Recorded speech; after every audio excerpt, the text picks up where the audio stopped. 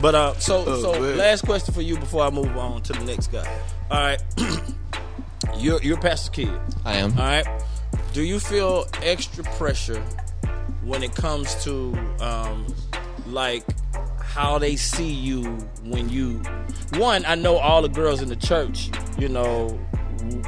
want you, cool looking dude. Well, so all the girls in the church. So when you pick this girl, like, what type of pressure is it for you as a single man? Because these questions are going to get more intense as we go. I'm just starting with him a little light. The pressure as a single man, trying to live right for God, right, and still wanted to look kind of swagged out, right. What is that balance like, and how do you keep your barriers straight?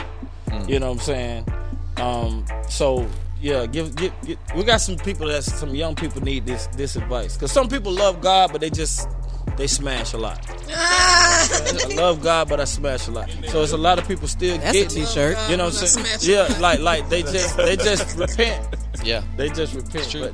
So tell me how you do it. Right. So there is assuming that you do it. I know, right? You do your research.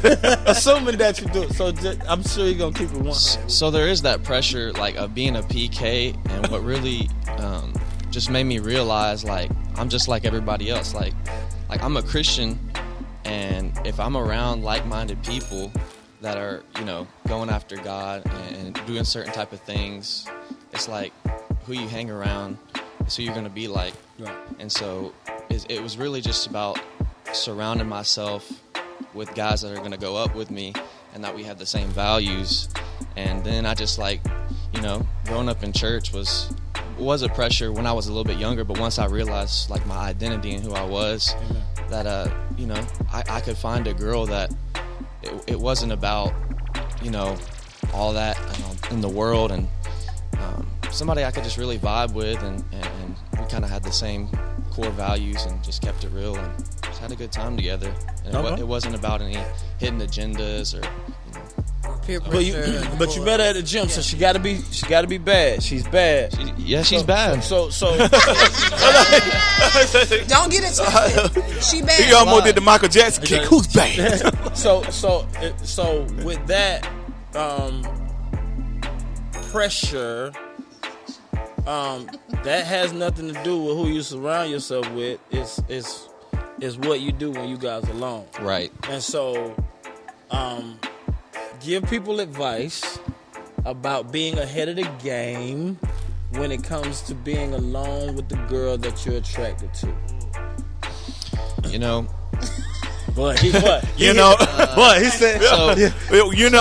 That's don't be alone. That's the constant struggle with everybody. Like, I heard it best where there's a pastor that I look up to, and he's kind of my mentor. I treat him like my uncle. And when he met his now wife, when they first started dating, he literally just drew it out for her, like how the relationship was gonna go. Like, if we're gonna do this thing, we're gonna do it together. And he literally drew like a diagram, like a triangle. He put him, her, and then God at the top.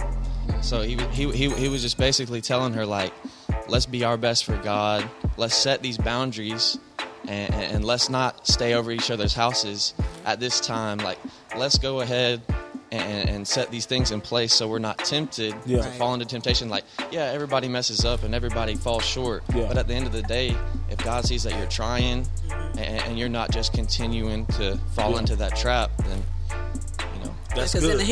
in the heat of the moment, that's too late. Yeah, it's too late to do it. Exactly. So I think that's great that you set boundaries. I did, bro. Ahead of time. I'm ashamed to say I didn't do well. Right.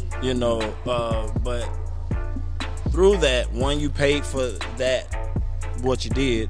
Then the other thing is, when we rebounded and got our lives together, we've been together going on 20 years. Wow. And so that's awesome. So it's possible.